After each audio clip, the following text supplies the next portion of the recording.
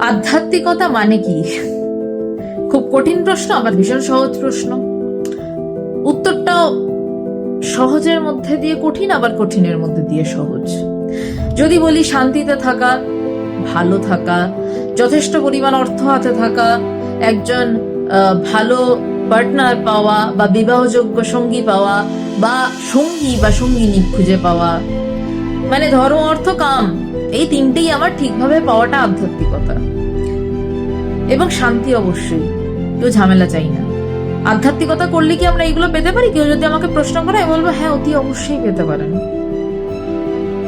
কারণ আধ্যাত্মিকতায় ধর্ম অর্থ কাম মোক্ষ, মোক্ষটা এখনো বলিনি, ধর্ম অর্থ কামই তিনটেই পাওয়া যাচ্ছে। মানে কামনা আমার যা চাইছি, কাম অর্থে এক অর্থ নয়।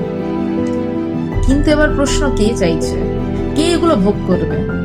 ধর্ম, অর্থ, অর্থ কে ভোগ করবে? আমার জীব খাবারের স্বাদ কে নেবে? আমার জীব, আমার চামড়া? না। তাহলে কে চাইছে? ওই চাওয়াগুলো কোথা থেকে উঠছে? সেটাকে খোঁজার নাম এবং খুঁজে পাওয়ার নামই হচ্ছে আধ্যাত্মিকতা।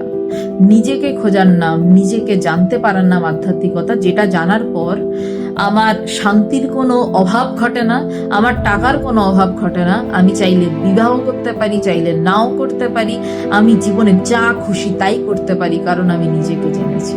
আধ্যাত্মিকতার মানে নিজেকে জানো এবং ঠিক তাই করো যা তুমি করতে চাও। এখন তো আমাদেরকে দিয়ে করানো হচ্ছে, আমাদের চিন্তা আমাদেরকে দিয়ে করাচ্ছে। থরি আমি নিজেকে যা চিনি, আমি আমার কাজ করছি। তাই আধ্যাত্মিকতার মানে নিজেকে জানা।